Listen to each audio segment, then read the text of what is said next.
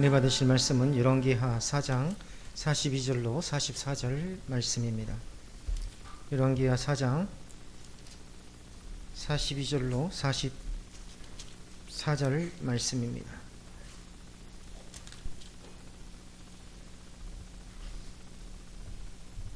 (42절부터) 44절까지 우리 한 목소리로 주 앞에 봉독해 올리겠습니다. 42절입니다. 한 사람이 바알 살리사에서부터 와서 처음 만든 떡 곧 보리떡 20개와 또 자루에 담은 채소를 하나님의 사람에게 드린지라. 그가 이르되 무리에게 주어 먹게 하라. 그 사원이 이르되 내가 어찌 이것을 100명에게 주겠나이까 하나 엘리사는 또 이르되 무리에게 주어 먹게 하라. 여호와의 말씀이 그들이 먹고 남으리라 하셨느니라. 내가 그들 앞에 주었더니 여호와께서 말씀하신 대로 먹고 남았더라. 아멘. 기도하겠습니다. 자비로우신 아버지 하나님, 주의 말씀 앞에 섭니다. 전하는 자의 입술을 지켜주시고 받는 자의 마음을 열어 주의 음성으로 받게 하시고 하나님의 놀라운 은혜를 경험하게 하여 주옵소서. 출타 중인 동역자들에게도 하나님께서 동일한 은혜를 부어주셔서 그들이 어디에 있든지 하나님 나라를 생각하고 또한 성령께서 불꽃 같은 눈동자로 지켜 주옵소서. 예수님의 이름으로 기도드리옵나이다. 아멘. 우리 앞뒤 사람 인사합니다. 더위를 잘 이겨내신 당신을 축복합니다.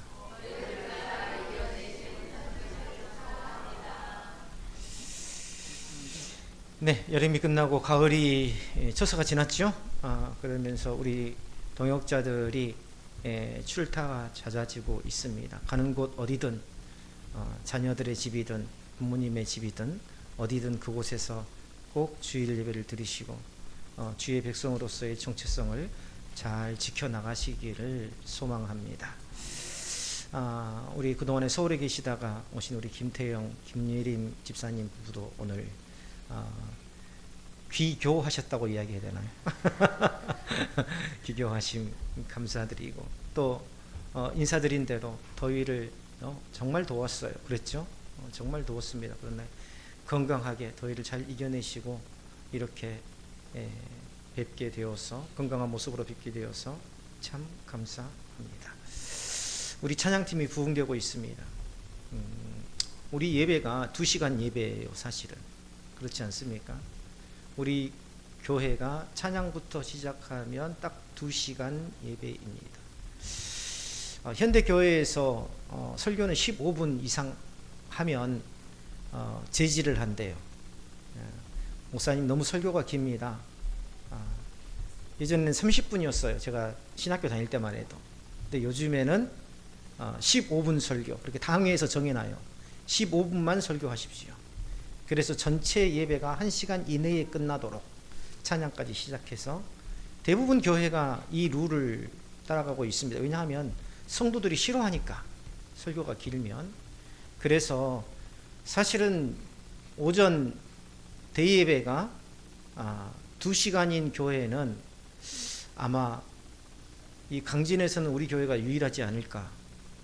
제 예측이 맞습니까? 다른 교회를 안 가봐가지고. 혹시 다른 교회 두루 다녀보신 분 있나요? 2시간. 2시간. 그런데 광주에 있는 빛과소금교회도 예배 시간이 2시간이더라고요.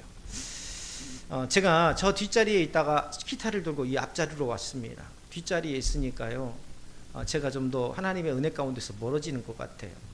그리고 설교할 때에도 왠지 어떤 영적인 부분에서 조금 부족한 부분이 들어요. 그래서 사실은 찬양팀을 어떤 기타를 더해주기 위해서 온 것도 아니고 우리 찬양팀의 모습을 보면, 찬양하는 모습을 보면 제 안에서 부흥이 일어나요.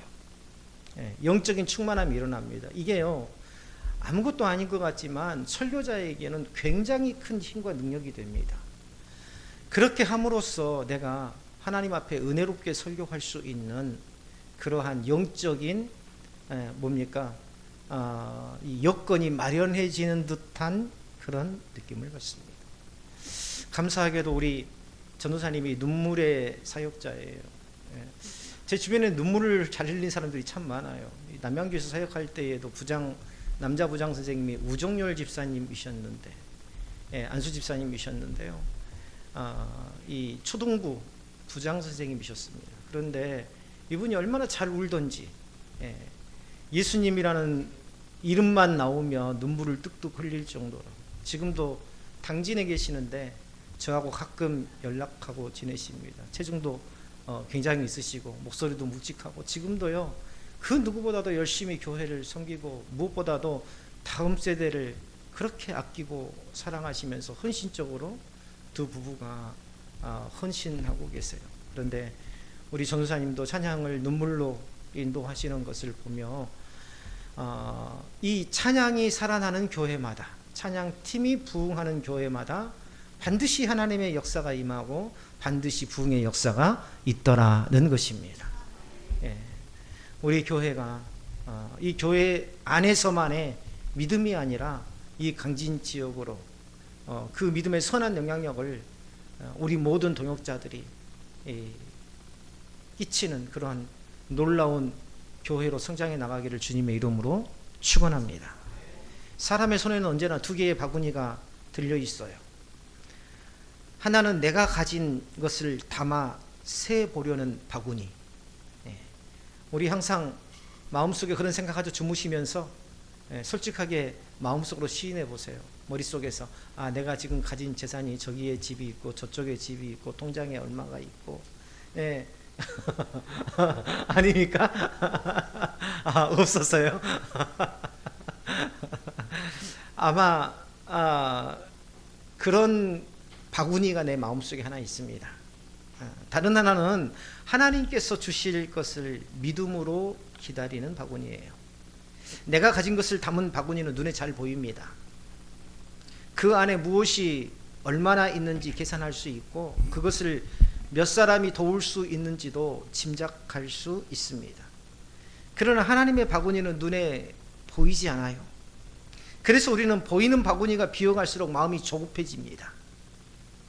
아직 드러나지 않는 하나님의 공급을 믿기보다 부족한 현실을 먼저 두려워합니다. 오늘 우리 김혜선 권사님 저 멀리 광주에서 이렇게 1시간 반 정도 걸리나요? 1시간 걸리나요? 1시간?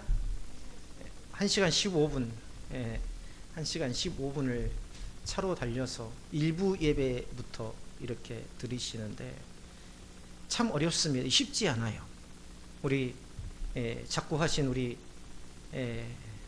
정진이 안수 집사님과 또 여기 계신 우리 김숙자 권사님이 1년을 광주에서 다니셨다가 이쪽으로 이사 오셨잖아요.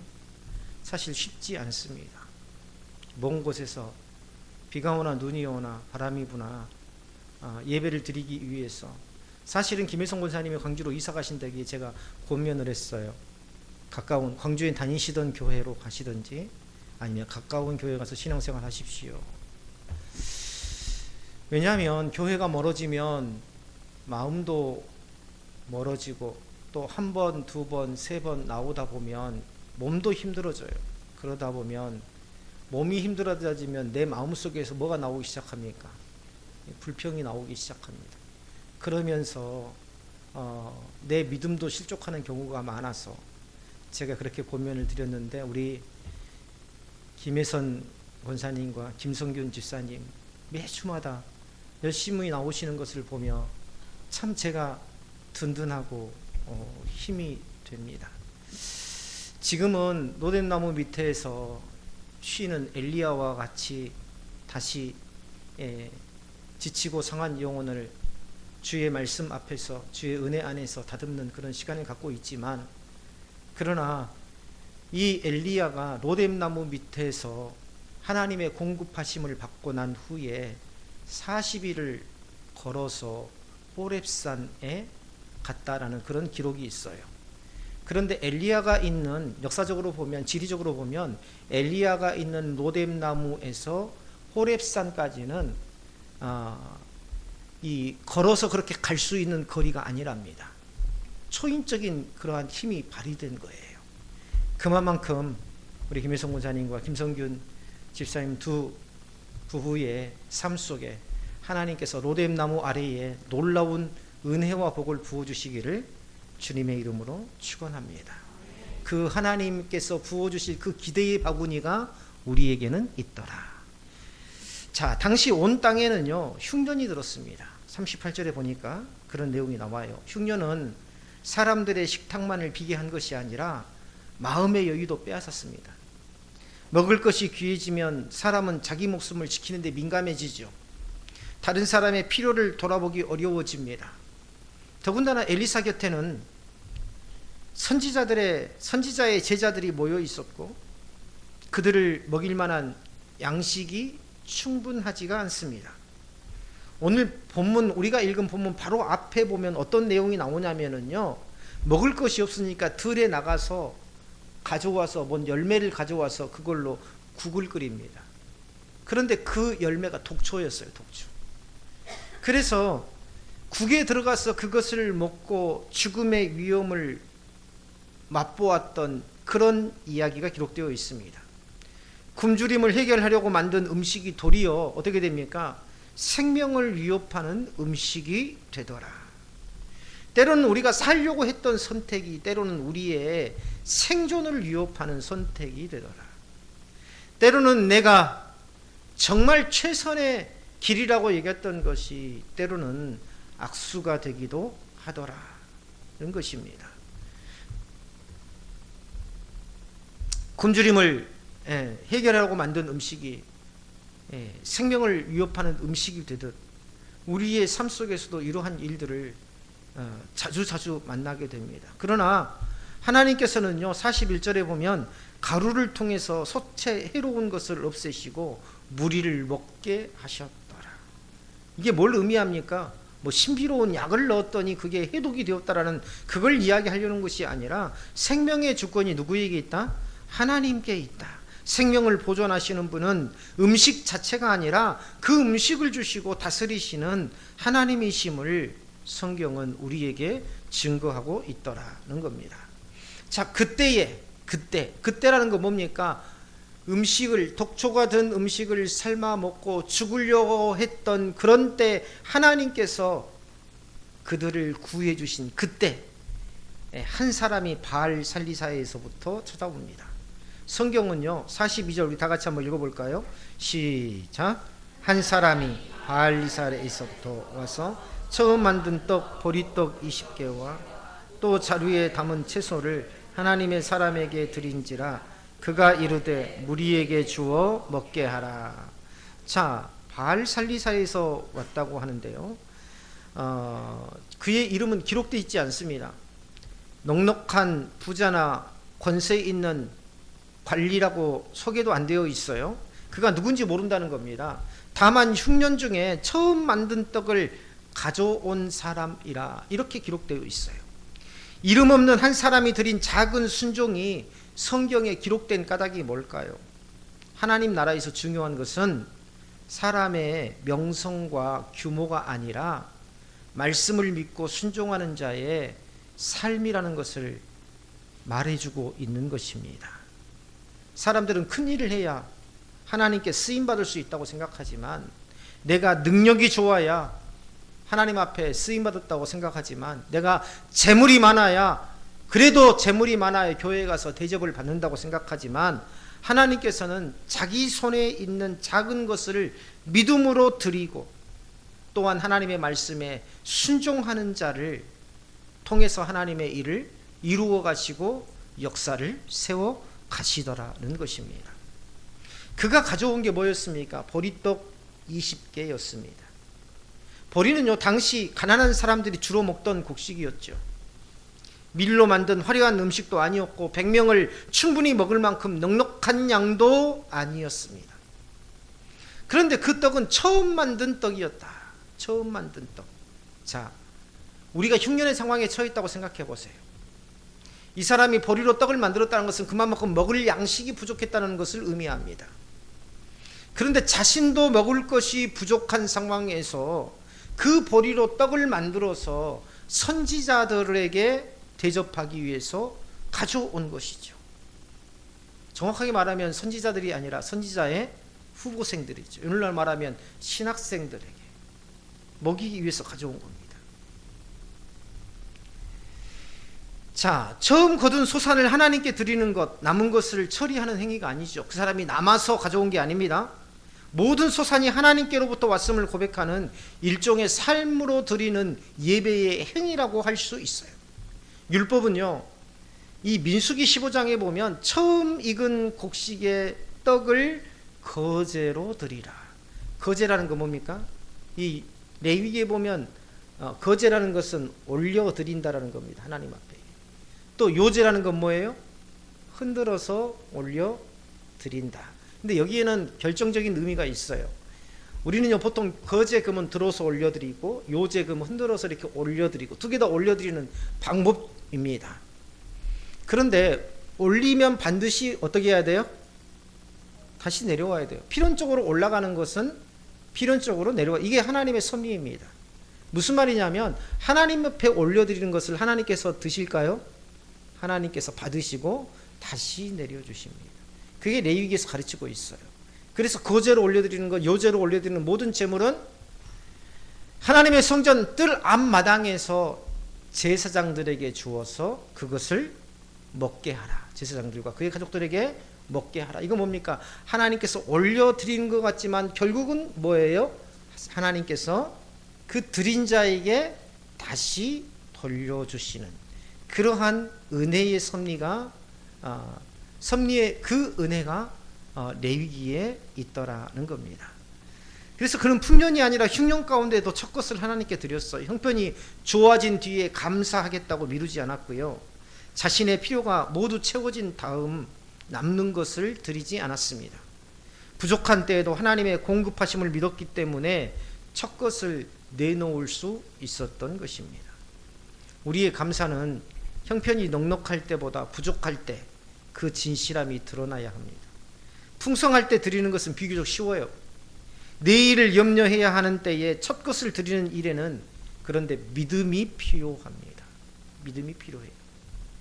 그 사람도 집으로 돌아가면 먹여야 할 가족이 있지 않겠습니까? 흉년이 언제 끝날지 알 수 없었을 것 아닙니까? 그럼에도 그는요 자기 생명의 안전을 곡식의 양에 맡기지 않고 하나님께 맡겼더라. 굉장히 중요한 원리입니다. 자신의 생명의 안전을 곡식의 양에 맡기지 않고 하나님께 맡겼다.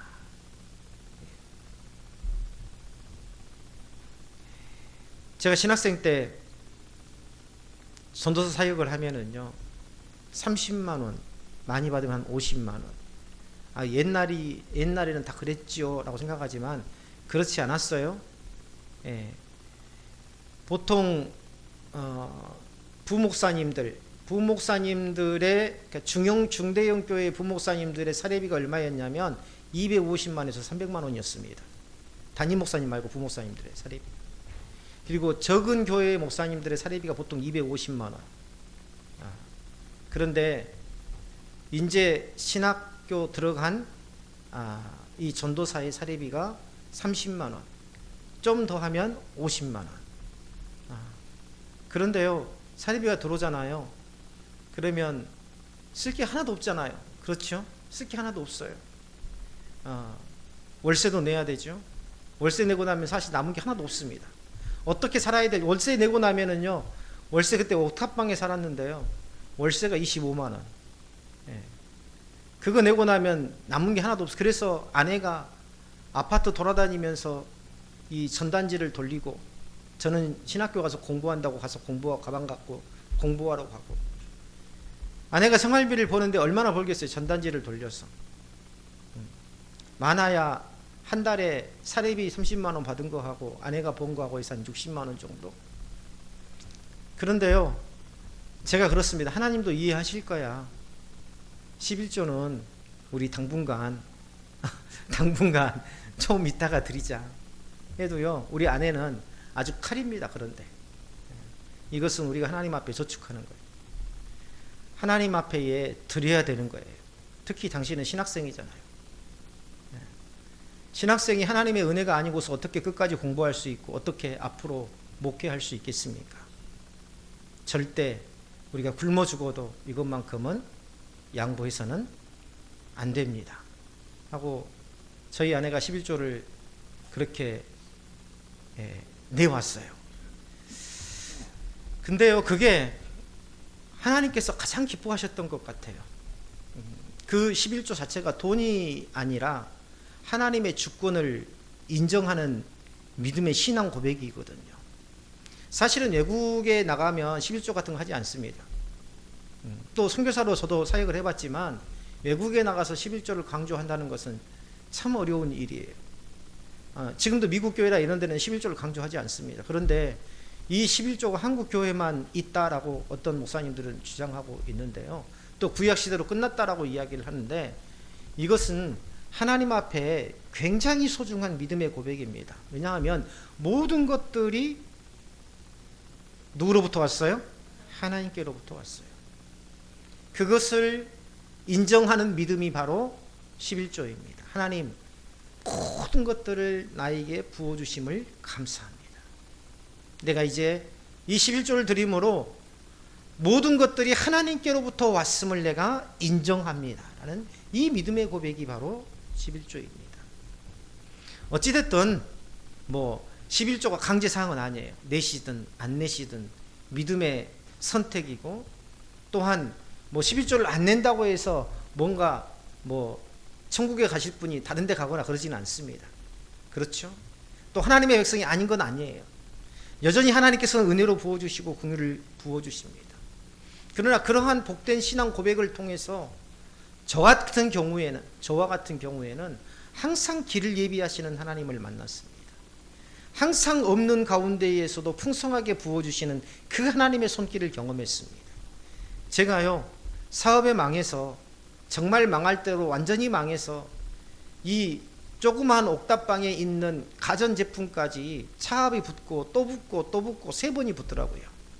그리고 그것도 모자라서 집달관이 와가지고 그 누더기 같은 그 살림을 전부 다 마당으로 끄집어내가지고 이 중고 가전센터에다가 팔겠다고, 경매에 붙이겠다고 중고 가전센터 이 하시는 분들이 주변에서 왔더라고요. 우리 살림을 사겠다고. 사실 누더기 같은 살림이 맞죠. 그런 상황까지 겪었습니다. 근데 그런 상황에서 신학교를 들어갔어요. 사실은 학비를 낼 수도 없고 또 책을 살 수도 없고, 심지어 때로는 차비가 없어서 학교는 갔는데 올 수 없어서 학교 신문사 사무실에서 3일간 잠을 자고 버틸 때도 있었습니다. 그런데 그런 모든 시간들을 지나서 하나님께서 신학 공부를 하는 7년 동안 단 한 번도 학비가 없어서 등록을 못 해가지고 학교를 꿇는 일이 없었더라. 그리고 춘천에서도 아무것도 없는 상황에서 개척을 하다시피 했습니다. 우리 김수정 원사님은 아주 잘 아세요, 저의 상황을. 춘천에서 아무것도 없는 상황에서 노인분들만 30명 있는 5평 방에서 목회를 시작했습니다. 교회도 아니고 마을회관 방에서. 그런데 그 교회가 부흥하고 또 부흥했어요. 또 여기 와서도 마찬가지입니다. 5년 전에 우리 장로님 부분만 계셨는데 이렇게 많은 분들이, 많은 동역자분들이 저와 함께 예배 드릴 거라고는 저는 상상조차 하지 못했습니다. 이 모든 것들이 하나님의 은혜와 하나님의 강권적인 인도하심이 아닌가. 저는 이러한 하나님의 주권, 하나님의 은혜를 우리 동역자들에게 나누고 싶습니다. 하나님의 주권을 인정하는 그러한 믿음. 어떤 상황이든 꼭 11조만을 말하는 게 아니라 어떤 상황 속에서도 하나님께서 나를 반드시 인도하셔서 나를 회복시키시고 내 길을 하나님께서 예비하셔서 그 하나님의 목적을 이루신다는 사실에 흔들리지 마시기를 주님의 이름으로 축원합니다. 자, 본문으로 돌아갔어요.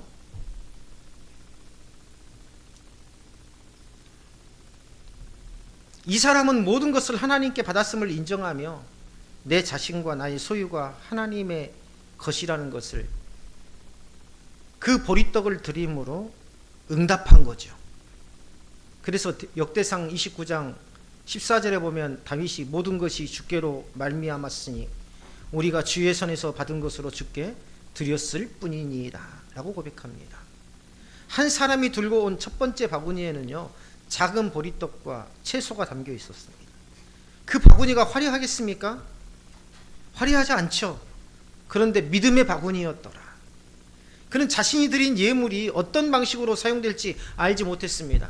100명의 무리가 그것을 먹게 될 것이라고 예상하지 못했을 것입니다. 100명의 무리가 그것을 먹게 될 것이라고 예상하지 못했어요. 그는 결과를 설계한 사람이 아니라, 결과를 예측한 사람이 아니라, 내가 가져오면 이것으로 100명이 먹을 것이다 라고 예측했겠습니까? 말씀에 순종해서 맡긴 사람이었습니다. 제가 신대원 있을 때, 총신대학원 신학대학원에 있을 때 아마 총신신학대학원 가보신 분도 계실 것 같아요. 저기 양지 산골짜기에 있습니다. 굉장히 캠퍼스가 멋져요. 거기에 100주년 기념 예배당이라고 있는데 어마어마하게 큽니다. 예배당이. 한 학년에 450명, 그러니까 동시에 약 교수까지 포함해서 약 한 1800명 정도가 한 번에 들어가서 예배를 드리는 그런 엄청난 규모의 예배당이 100주년 기념 예배당인데요. 보통 큰 교회 목사님들이 와서 경건 예배 때 설교를 하십니다. 그냥 오시는 게 아니에요. 학교에서 사례비를 드리는 게 아닙니다. 신학생들이 경제적으로 부유하지 않잖아요. 그렇죠? 그래서 학교 내에 식당이 있어서 거기에서 전부 다 식권을 사가지고 밥을 먹어야 돼요. 그래서 못 먹은 사람들도 있어요. 돈이 없어서 못 먹고 굶는 사람도 있었습니다. 제 때. 그래서 보통 동문 목사님들이 오셔서, 그 중에서도 큰 교회 목사님들이 오셔서 오실 때 그냥 오지 않아요. 한 많은 분들은 한 1000만 원 정도 가지고 오십니다. 그리고 적게 가지고 오신 분들은 한 300만 원 정도 가지고 오세요. 제가 듣기로는 전체 전교 학생들을 한 끼를 대접하는데 한 400만 원 조금 넘게 들어가는 걸로 알고 있어요. 근데 그 돈을 가지고 와서 목사님들이 내가 이 학생들의 점심을 한 끼를 섬기겠습니다 하고 돈을 내고 경건 예배 때 학교에서 설교를 세워줘요. 그런데 제가 2학년 때, 아직도 기억하는데 2학년 때 저기 진도의 어디 섬, 정말 얼굴도 새카마세요. 목사님이 키도 굉장히 작으시고 굉장히 거칠게 생겼는데 그분이요, 진도 저기 섬에서 100만 원을 가지고 와가지고 100만 원을 가지고 교무과에 가가지고 이거 저기 식사를 못하는 학생들을 위해서 식권을 사가지고 좀 배포 좀 해주십시오 해가지고 교무과에 냈는데, 그러면은 경건 예배 때 설교 한번 해주십시오 했더니 목사님이 큰 삭고 사용한 겁니다. 저는 설교할 줄 모릅니다. 목사이지만 부끄럽게도 저기 섬에, 성도가 거의 없는 섬에서 교회에서 목회하기 때문에 저는 설교도 어떻게 할지 모르고, 이렇게 큰 그것도 신학생들 앞에서, 교수님들 앞에서 설교한다는 것은 저는 제가 감당하지 못합니다. 한사코 거절했는데 교무과에서 그 마음이 너무 감사하지 않습니까? 그래서 경건 예배 때 설교를 결국은 하게 하셨어요. 그런데 설교하면서 내가 어디서 왔고 어떻게 목회하고 또 이 총신대학원 100주년 기념 예배당에서 이 많은 신학생들 앞에서 내가 설 수 있다는 것, 이것만으로도 하나님께서 내게 주신 은혜를 감당할 길이 없습니다 라고 하면서 펑펑 우시다가, 설교는 하나도 못 하셨어요. 펑펑 우시다가 내려갔는데 거기에 앉아있는 모든 학생들이 다 펑펑 울었습니다. 그날. 그리고 단 한 번도 그런 일이 없었는데 식당에서 이 자리가 한정되어 있잖아요. 그러니까 한 1000여 명 이상 된 사람들이 점심을 먹으려면 그 구내 식당에서 막 줄 서가지고 기다려야 돼요. 그런데 그날 어떤 일이 있었냐면, 그 식당에서 밥 먹기 전에 학생들이 전부 다 통로까지 다 들어왔어요. 다 그 조그만 식당에 다 들어왔어요. 좌석에 다 앉고, 좌석에 못 앉은 학생들은 통로까지 다 들어와가지고 아까 우리 전사님이 찬양할 때 무릎 꿇고 기도하시던데 그 통로에 무릎을 꿇고 신학생들이 앉아가지고 그 목사님과 그 섬교회를 위해서 기도한 다음에 식사를 했던 그런 기억이 납니다. 자기가 먹을 것도 부족한 그런 목사님이 신학생들을 위해서, 남을 위해서 그 100만 원을 마련하시기까지 얼마나 많은 시간이 걸렸을까.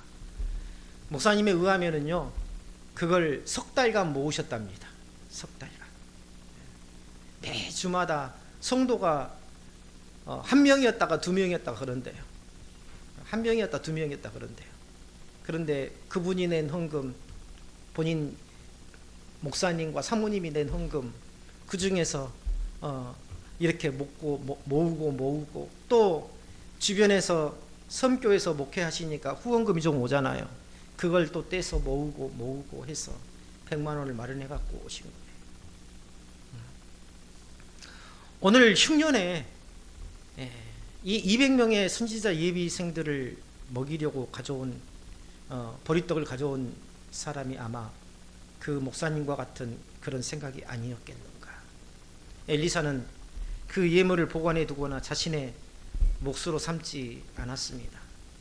곧바로 뭡니까? 무리에게 주어서 먹게 하라.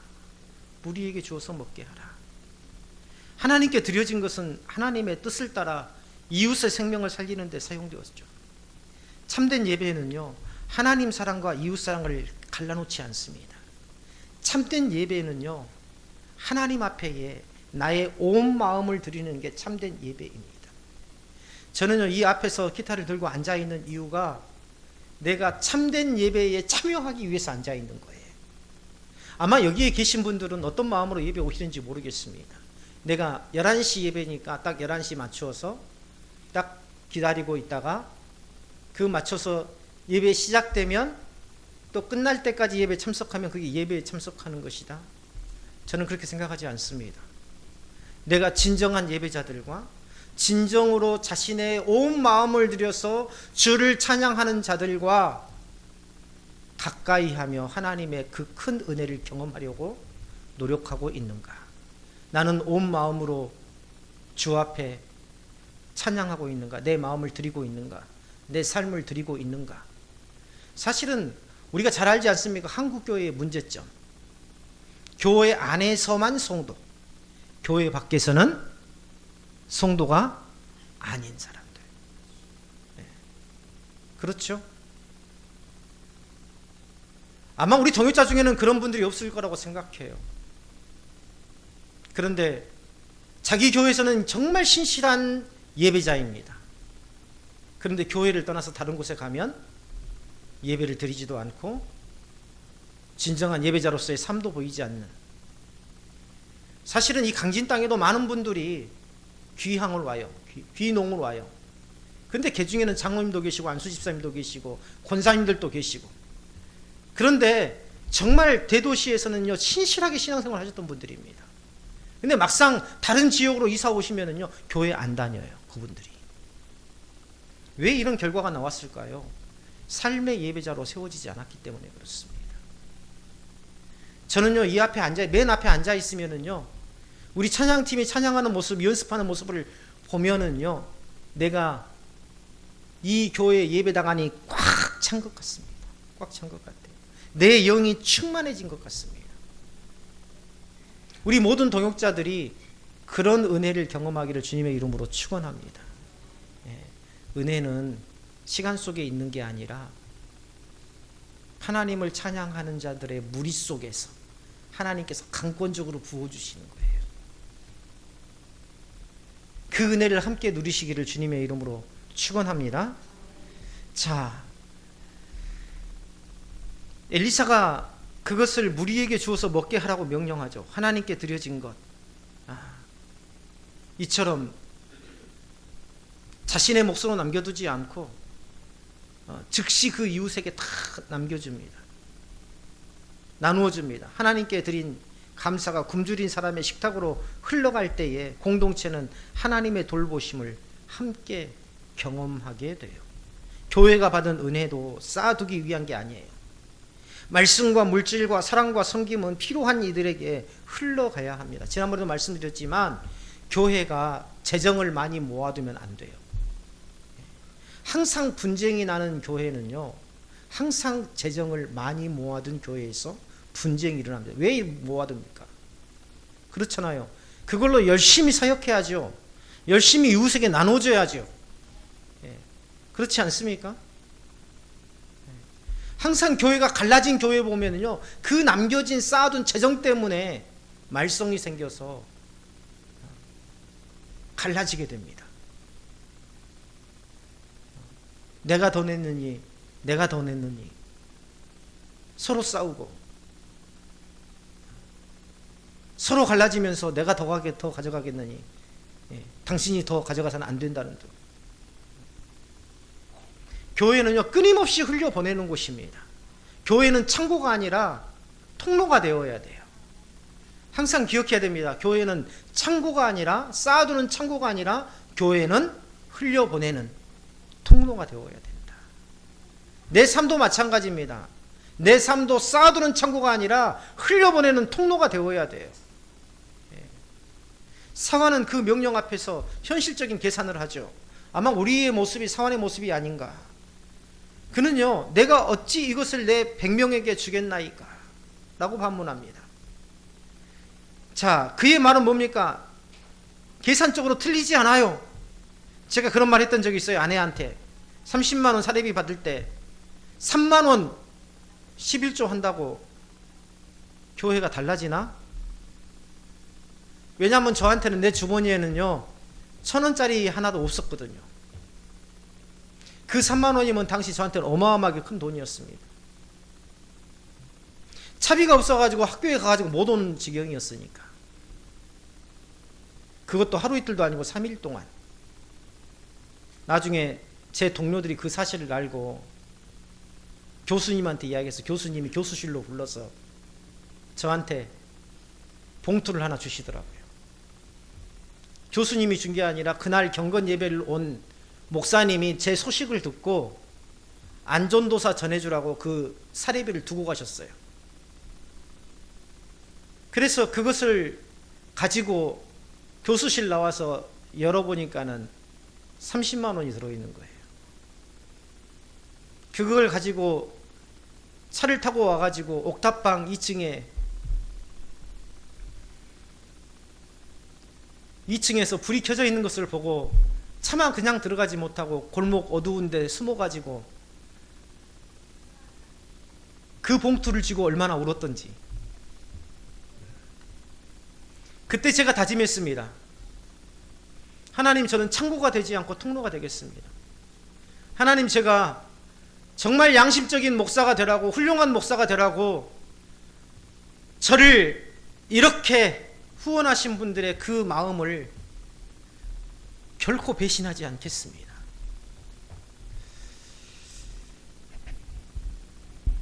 그때의 하나님을 향한 결단이 바로 오늘 제가 있게 한 겁니다. 큰 교회를 선택하지 않고, 뭐 큰 교회 오라는 데도 없지만 숫자 따라가지 않고, 좋은 자리 청빙 오면 가지 않고 일부러 작은 교회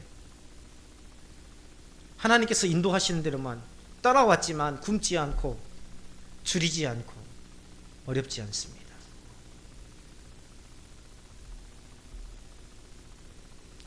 오늘 열왕기와 말씀을 전하다가 자꾸 엉뚱한 곳으로 빠져가지고 시간이 다 되어버렸는데, 하나님께서 주신 물질을 돈으로만 여기지 않았으면 좋겠습니다. 하나님께서 사랑하는 자녀들에게 주신 그 물질을요, 나 배불리 먹고 그 남은 것을 내 자식들에게 물려주라고 하나님께서 주신 건 아니라고 생각합니다. 그 100만 원을 진도 그 어느 섬 이름 모를 그 섬, 인구도 몇 명 없는 그 섬, 사실은 그 100만 원 안 가지고 오셔도 그 섬에서 성도가 거의 없는 그 교리를 지키고 있다는 것만으로도 하나님 앞에 칭찬받아 마땅할 목사님이신데, 그걸 사랑하는 후배들을 식사 한 끼 대접하겠다고 100만 원을 들고 차비를 해서 올라오신 그분의 마음, 또 신학생들을 위해서 아낌없이 후원하셨던 그분들의 마음, 저는요 그분들을 굉장히 많이 봤습니다. 그런 분들. 제가 전도사 사역을 하면서 얼마나 사례비를 많이 받았겠어요. 저는 한 번도 돈을 벌어본 적이 없습니다.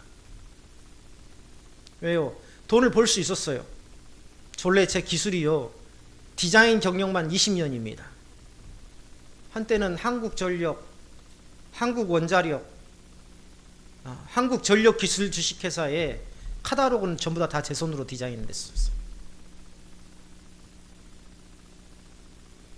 근데도 한 번도 그걸 가지고 저는 돈벌이를 해본 적이 없습니다. 왜요?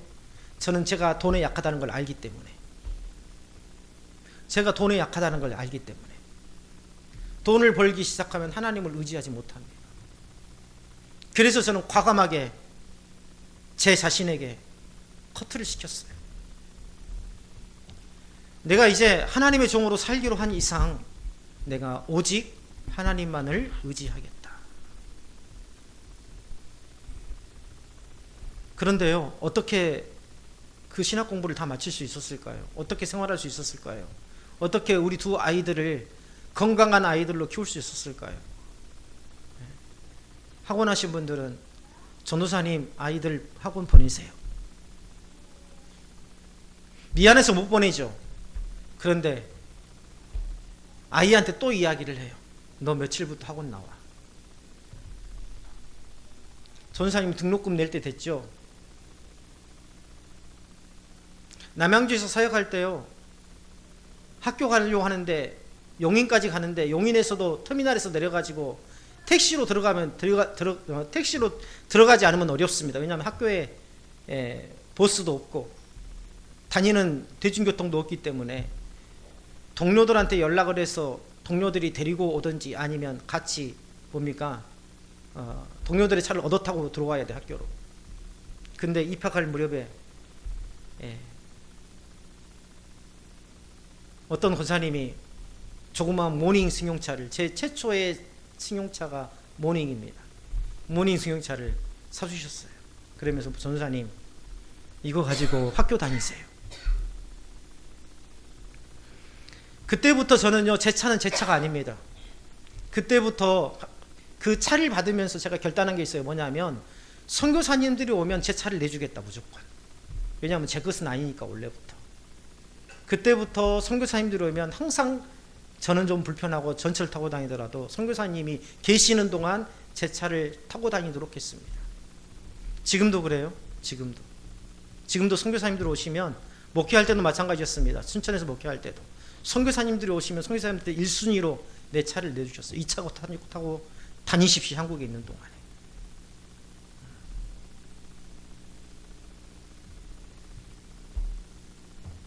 오늘 계산하지 말고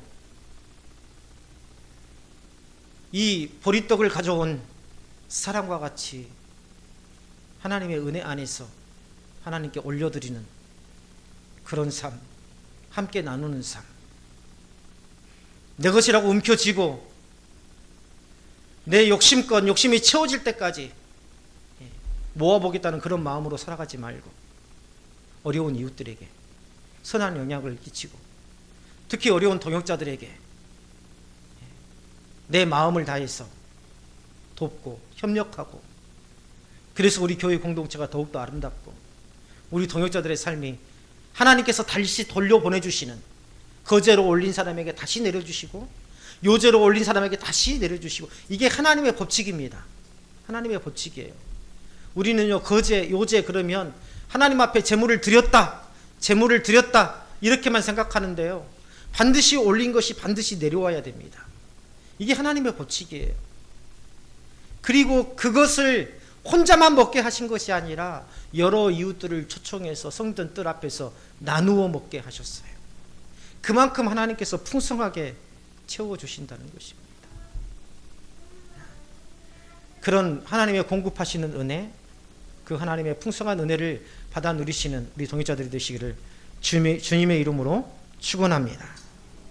기도하겠습니다. 하나님 아버지, 은혜를 감사합니다. 우리 손에 바구니가 비어 보일 때 염려가 찾아오지만 정작 그때에도 하나님의 공급하신 바구니에는 가득 차 있음에도 주님, 내가 나누지 못했음을 돌아봅니다. 주님, 참으로 굶지 않음에도 불구하고 더 먹을 것을 위해서 채우려고 하고, 내 창고가 가득 차 있는데도 불구하고 더 큰 창고를 찾아다니는 어리석은 인생이 되지 않게 하시고, 오직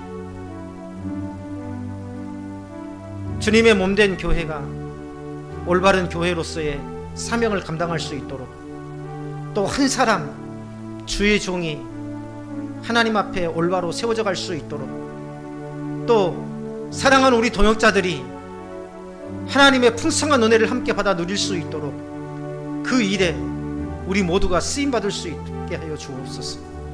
그리하여서 하나님께서는 드리기를 원하시는, 받기만을 원하시는 그 하나님이 아니라 넉넉히 채우시는 하나님이심을 우리 모든 동역자들이 함께 경험하게 하여 주옵소서. 광야의 길을 내시는 하나님, 사막의 강을 내시는 하나님, 그 하나님이 바로 우리의 하나님이심을 믿습니다.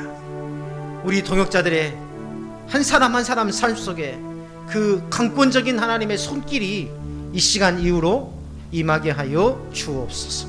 예수님의 이름으로 기도드리옵나이다.